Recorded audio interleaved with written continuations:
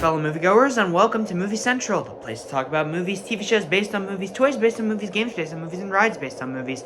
I'm your host, Mr. CCS, and these are my pets, George the Gorilla, Call the Dolphin, and Frank the Sea Turtle. You know, out of all the blockbuster reboots out there, one of the more successful films following that trend is Jurassic World. I honestly don't know how it happened. Not only was it successful, but it spawned 2 sequels like its 1993 predecessor. What exactly did that look like? Well, I'll tell you. Genuinely, I have no freaking clue how this is even the case. Jurassic World came out in 2015, 22 years after the original. Despite the fact that it is inferior to the original movie in every single way, it was still an enormous hit, grossing over $1 billion at the box office. To this day, it remains in the top 10 highest grossing films of all time, and that is nothing to scoff at. Of course, the original film also made over $1 billion at the box office, but for some odd reason, this one was able to generate more money, more than the first 2 sequels combined.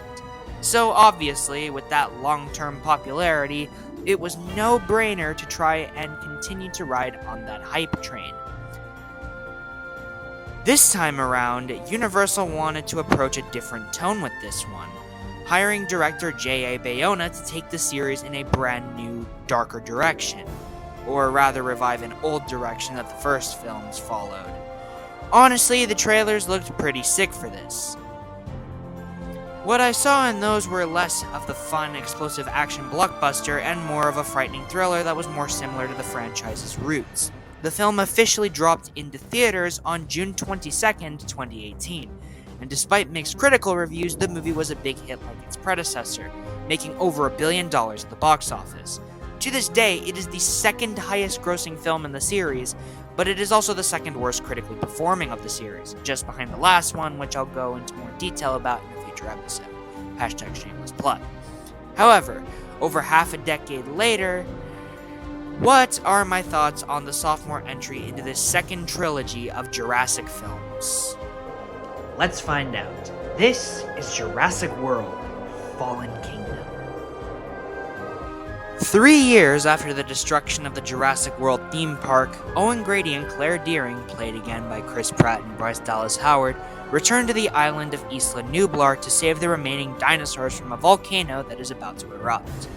They soon encounter terrifying new breeds of gigantic dinosaurs while uncovering a conspiracy that threatens the entire planet. Okay, I'm gonna be honest here. I don't hate this film. Really, I don't. I actually kind of have a soft spot for it. It's a decent mix of horror and action, just like the original movie. Considering the fact that director J.A. Bayona is known for his horror films, he was perfect for bringing this series back to its thriller roots. Now, having said all of that, the writing isn't all that great, and that can be detrimental to the story that the film is trying to tell. Other than that, however, it's really not as bad as some of the reviews are saying. Overall, I like the movie, and I'm going to go deeper into my thoughts to explain why, as well as talk about some of the problems. Not gonna lie, this is gonna be pretty difficult. So the movie cut down on its list of characters from the last film, which was both a good and a bad thing. On the one hand, we get to see Owen Grady and Claire Dearing have a better dynamic, something I found lacking and forced in the previous film. But there were some genuinely decent characters I thought we needed to see more of, like Lowry and Barry. One is a tech genius, and the other is a dinosaur trainer who's got expertise in combat.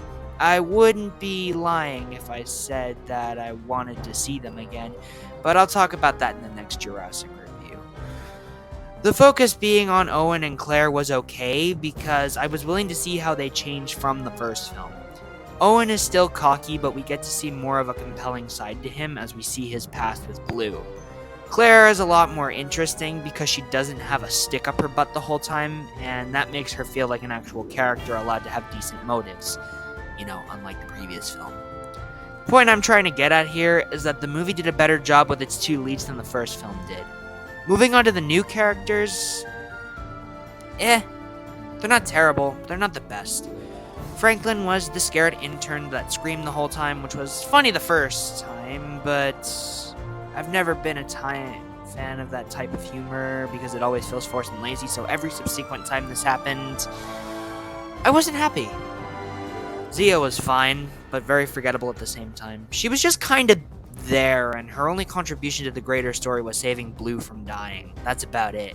You could cut these two out of the movie and nothing would have really changed. And then we have Maisie. Okay, I want to be nice. The actress Isabella Sermon is around my age, and I was 11 years old when this movie first came out, and I honestly think that she did a great job with what she was given.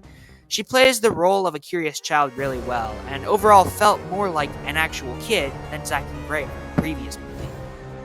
All is well until the final act, when she's incorporated into a twist, and that twist just so happens to suck. It turns out that she's a human clone, which even at 11 years old I hated, and being almost an adult, I just need to question more.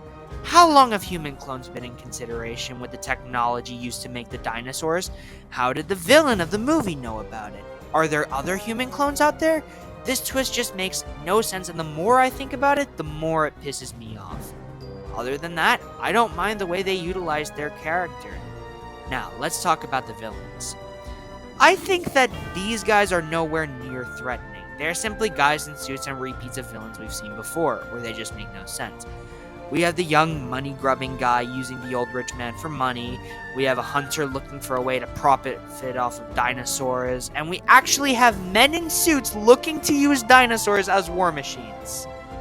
Guys, I know how stupid this is, and I know how much I've praised the first film left, right, and center, but good God, I wouldn't be lying if I said this wasn't a unique concept. Stupid and unique don't really mean the same thing in this case, because the movie's trying something new, and I respect that. I would prefer if it was a smarter choice, but that's neither here nor there. Finally, let's talk about some of the dinosaurs. Let's start with the bunch, Blue. Blue is one of the only dinosaurs to actually have a personality in these movies, and I actually really like that concept. Personally, I loved watching the scene where Owen bonds with her when she was a baby. It was very sweet, and I felt really warm inside after seeing it. I also need to give props to the scenes where she was bleeding out and nearly dying. For the first time, I felt for a dinosaur in these movies. I previously feared them based on what they were capable of in the first film, but I saw Blue, and I saw a living, breathing animal for the first time. Genuinely, that warmth overwhelms me so much that I can't help but say that to me, Blue is the best part of these new movies. She has so much personality and life that she makes some of the human characters that are supposed to root for in the movie look artificial in comparison. That's something I never thought I would say, but I just did. What you gonna do about it? Of course, you can't talk about Jurassic Park without mentioning the iconic T-Rex. How do they always nail the scenes with this mighty beast? Seriously, from that iconic shot of her roaring at the defeat of the Carnotaur, to waking up in the midst of a blood transfusion and nearly eating our two leads, to sharing a meal with the Carnotaur at the end, to roaring at a lion, the T-Rex just gets better and better. This might be my favorite use of the beast since the original film, and I don't say that lightly. She's truly a force to be reckoned with. Finally, here's our new dinosaur, the Indoraptor. Now, I mentioned my dislike for the concept of the Indominus Rex, but I think that its smaller Frankenstein dinosaur son something counterpart is superior to that of the original because, honestly, it had a way better presence on screen and was actually frightening, especially during that final act. It's not perfect, it was way too underutilized, and it also smiles like a freaking Looney Tunes character, but I'm serious, I enjoyed this beast more than the Indominus Rex, only due, I might say, to a better design, better presence, and a better executed finale. I just wish we got to see more of it. Now, with all that out of the way, let's talk about the effects. This movie is a lot better than the first film because the first film only utilized CGI effects, aside from one animatronic.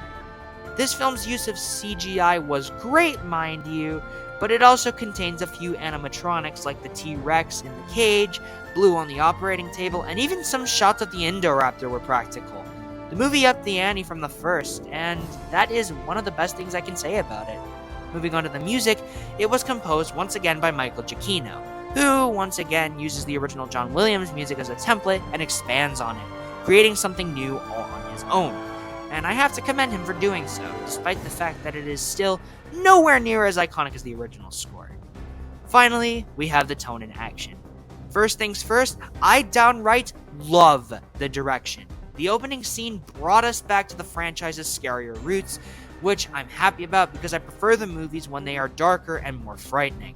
The opening scene not only perfectly reintroduced us to this first tone from the franchise, but it also set up the tone for the rest of the movie, which leads into that amazing sequence with the erupting volcano, and the finale where the Indoraptor is going after all our characters. At the same time, the movie still has the campy tone mixed in there, and it still works because it doesn't feel shoehorned in.